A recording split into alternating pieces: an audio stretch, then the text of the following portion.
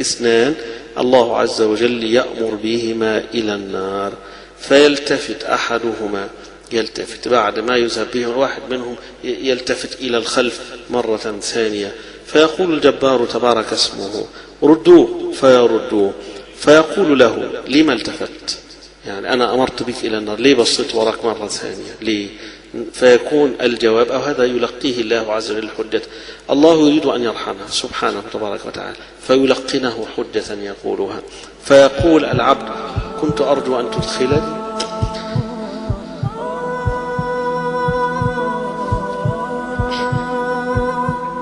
كنت أرجو أن تدخلني رجاء رحمة رب العالمين سبحانه، كنت أرجو أن تدخلني الجنة، فيؤمر به إلى الجنة. يأمر الله عز وجل به حسن ظنه في الله عز وجل في هذا الموقف العظيم، فإذا بالله يأمر به إلى الجنة، يتجاوز عنه